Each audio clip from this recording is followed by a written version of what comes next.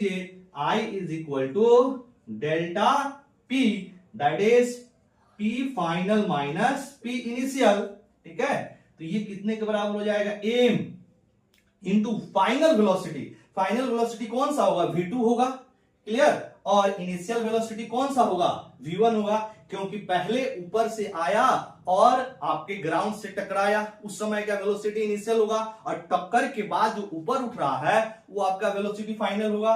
तो कितना हो जाएगा, m into v2 minus v1, m into v2 minus v1।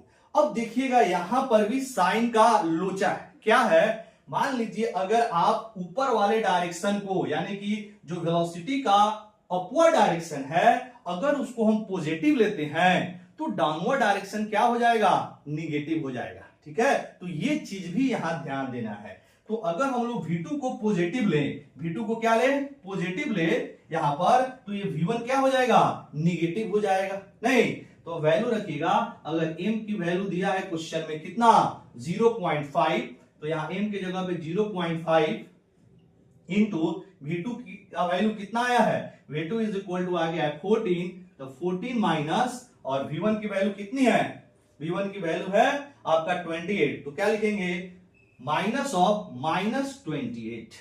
ठीक है, तो ये आ जाएगा 14 माइनस ऑफ 28। अब जब इसको सॉल्व करेंगे तो ये प्लस हो जाएगा, यानी 14 प्लस 28, अभी आ जाएगा 0.5 इंटू 14 प्लस 28 को जब सॉल्व करते हैं तो ये आता है आपका 42।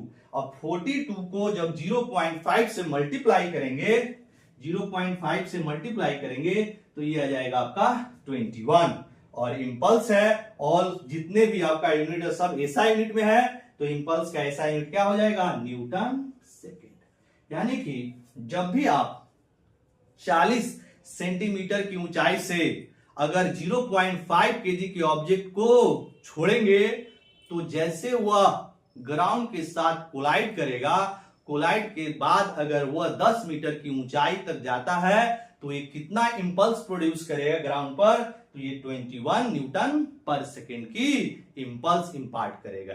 क्लियर, तो इसके लिए जो करेक्ट ऑप्शन हो जाएगा option number first. I hope आपको ये वीडियो अच्छा लगा होगा, सॉल्यूशन समझ में आया होगा। तो क्या करना है बाबू, लाइक वाली बटन को दबाना है, ज्यादा से ज्यादा अपने मित्रों को शेयर करना है, और चैनल को सब्सक्राइब जरूर कर लेंगे। Very very thank you.